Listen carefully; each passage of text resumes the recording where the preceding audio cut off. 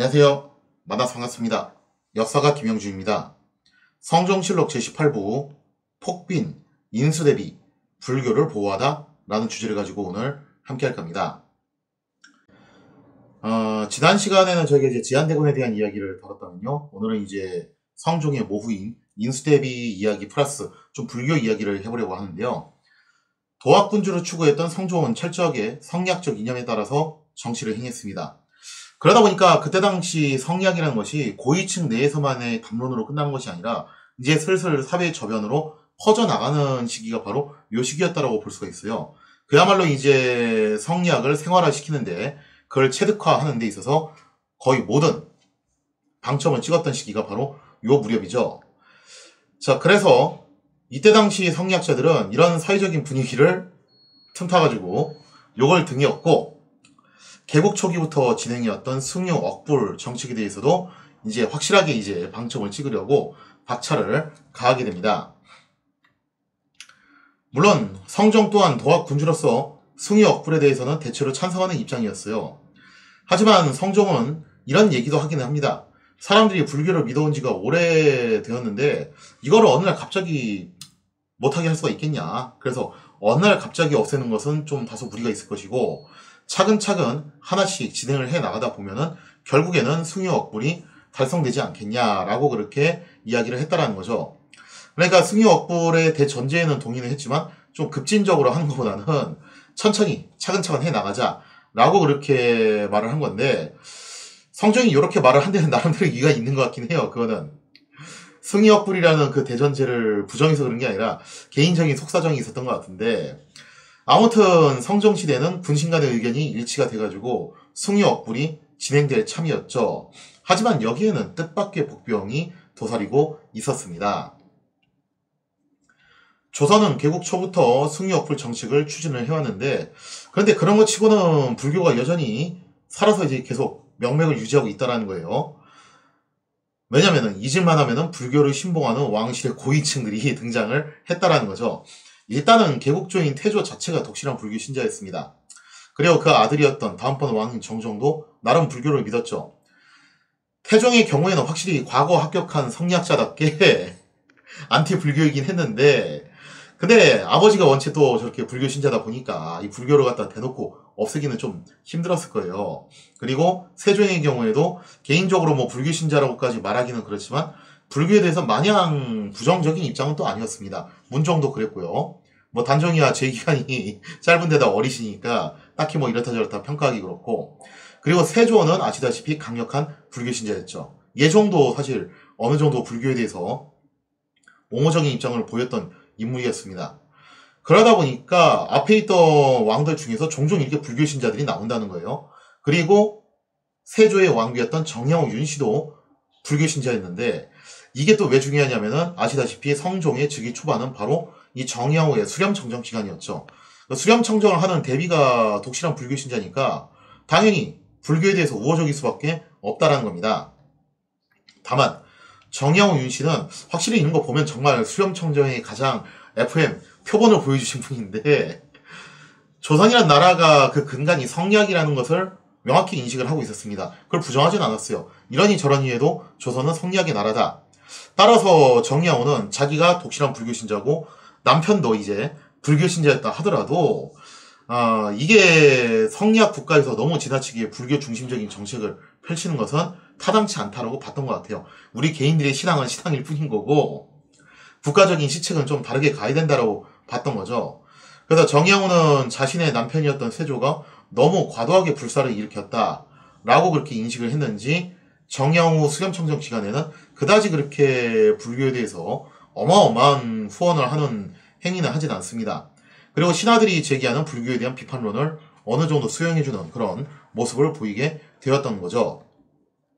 자, 이렇게 해서 역대 조선 왕들 중에서 혹은 이제 왕실 일원들 중에서 잊을만 하면 한 번씩 이렇게 불교에 대해서 옹호적이거나 혹은 불교를 믿거나 하시는 분들이 나왔고 특히 왕실 여인들 중에서는 확실히 불교 신자들이 많기는 했어요. 뭐 정야호뿐만 아니라 후궁이나 이런 쪽으로 넘어가면은 할 게 없잖아요. 사실 이분들 그죠?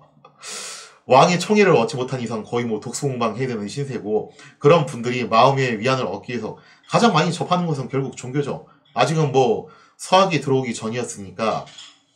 그러면 이 시대에 가장 사람들이 많이 믿었던 대중적인 종교는 불교잖아요. 그죠? 도교는 우리나라에서 그렇게까지 세를 넓히지는 못했으니까. 그렇다고 해서 뭐 무당 구판을 벌이기도 그렇고. 그러니 이제 왕실 여인들을 중심으로 아무래도 불교가 좀 흥할 수밖에 없는 그런 분위기였습니다. 자, 아무튼 간에 이제 왕실 여인들 중심으로 이렇게 불교가 계속 흥하게 되는데, 근데 좀 뜻밖의 인물이 불교를 독실하게 믿었어요. 그 사람이 누구냐면은 성종의 모후였던 인수대비였습니다. 이게 왜 뜻밖의 인물이었냐? 인수대비는 전에도 언급드린 적이 있는데 일찍이 당대 여성으로는 보기 드물게 학문적인 지식을 굉장히 많이 쌓은 여인이었습니다. 거의 애지간한 유학자에 버금갈 만큼 경전에 통달했던 인물이었죠. 실제로 개인적인 저술서도 남기게 되는데 부녀자들의 행실을 가르치는 교양서적이었죠. 내훈이라는 이런 교양서적을 저술할 정도로 학식이 굉장히 높았습니다. 근데 내훈이라는 책을 놓고 보면은 인수대비의 성격이 좀 나오긴 하는데 상당히 엄한 스타일이었어요. 그래서 이제 집안의 여자들을 갖다가 다스릴 때 처음에 말로 야단치고 그래도 안 되면은 매를 때려서라도 가르쳐야 되고 그래도 안 되면 내쳐야 된다. 그런 식으로 이제 내분에서 기술을 하는데 이런 것들을 놓고 봤을 때 확실히 이제 엄격한 스타일의 훈육 방식을 추구하는 인물이었다는 것을 알 수 있고 아마도 이러한 부분들이 나중에 이제 성종 때 있었던 가장 중요한 사건이죠. 패비 윤씨 사건에서도 어느 정도 영향을 미치지 않았을까라고 생각을 해볼 수가 있겠죠. 자, 아무튼 뭐 이렇게 유교 경전에 있어서 상당히 해박한 인물이었기 때문에 무려 한문을 할 줄 아는 거죠. 단순히 한문을 하는 정도가 아니라 경전 해독까지 할 줄 아니까 정야후도 수렴청정 기간 동안에 인수대비에게 꽤나 많은 자문을 구했다는 겁니다. 그래서 인수대비가 원체 이렇게 박식하니까 정야후가 이런 말도 해요. 수렴청정을 내가 한다고는 하지만 실제로는 인수대비가 한 거다. 그런 말을 할 정도로 굉장히 이제 당대에 박식한 그야말로 엘리트 여성이었다고 볼 수가 있을 것 같아요. 이처럼 유학자나 다름없는 길을 걸어왔던 인수대비. 그러면 당연히 인수대비도 승유 억부에 적극적으로 동조를 할 것 같은데 뜻밖에도 인수대비가 바로 독실한 불교 신자였습니다. 자신의 학문은 학문인 거고 종교는 종교인 거죠. 그래서 이 인수대비가 불교를 비호하는 행보를 보였다는 거예요. 아마 성종이 좀 이제 온건하게 하려고 했던 게 이런 부분이 좀 걸려서 그랬던 것 같아요. 그러다 보니까 신하들도 상당히 적지 않게 난감할 수밖에 없었다는 거죠. 자, 그러다 한번 이제 사건이 터지게 됐는데 1477년 3월입니다. 그러던 중에 인수대비가 봉선사에서 금자경의 간행 작업을 벌이게 돼요. 세조 때 있었던 이제 종종 했던 이런 불경 간행 작업이었죠. 그러자 대관들이 득달같이 달려들어가지고 문제를 삼습니다. 이러시면 아니 되옵니다. 성역 국가에서 왕실을 주도해가지고 이런 식으로 불경 만드는데 공력을 쏟아서야 되겠습니까? 하면서 이제 이렇게 문제를 삼았던 건데 여기에 대해서 인수대비 세게 나갑니다. 성종을 직접 불러가지고 해명을 해요.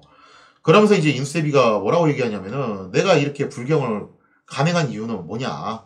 지금 주상의 부친 덕종으로 추존이 됐죠. 그죠?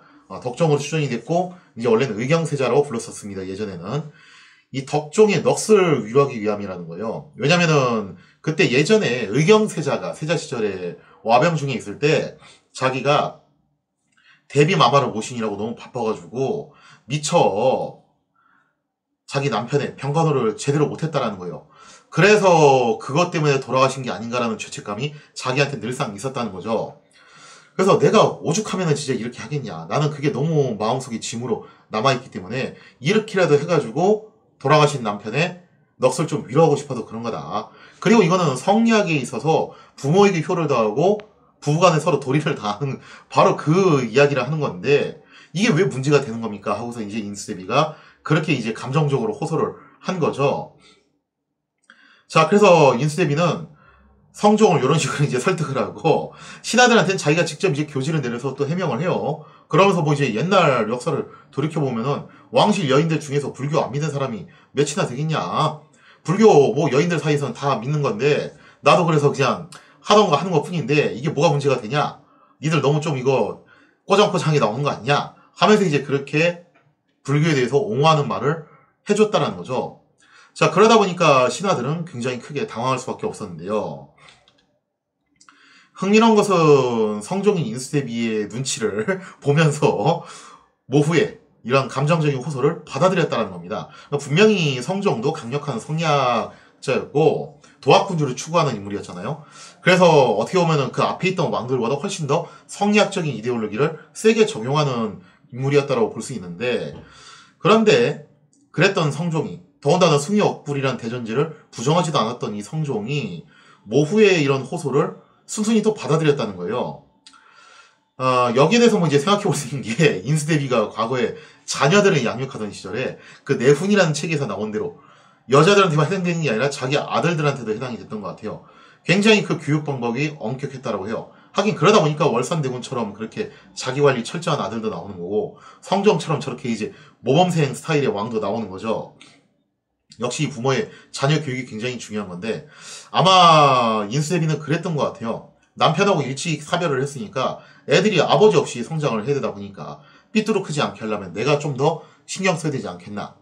그래서 너무 엄하게 훈육을 시키다 보니까 시부모였던 세조와 정야호는 인수대비를 두고서 뭐라고 불렀냐면은 폭군이 아니라 폭빈이라고 이렇게 부를 정도로 대단히 엄격했다고 해요.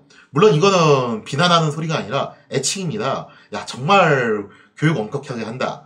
그래서 이거는 농담 삼아서 하는 애칭에 가까워요. 오히려 이런 점 때문에 점수를 더 땄다라고 볼 수가 있겠죠. 정영호한테. 이처럼 인수대비의 엄격한 훈육에 대한 경험 때문인지, 어린 적에 좀 회초리 좀 맞았던 경험 때문인지, 아니면은 진짜 효심의 발로였는지, 어쩐 일인지 성종은 도학군주답지 않게 인수대비의 불교 비호에 대해서 제대로 된 제동을 걸지 못하고 일단은 끌려다니는 모양새를 보여줬다는 거죠. 자, 그렇다면 이제 성종은 결국에는 인수대비에게 계속 끌려다니면서 불교를 묵인을 할 것인가? 자, 사실은 역대급으로 쓴 불교에 대한 제재가 성종 때 터지게 됐는데요. 거기에 대한 이야기는 다음 시간에 이어서 계속하도록 하겠습니다.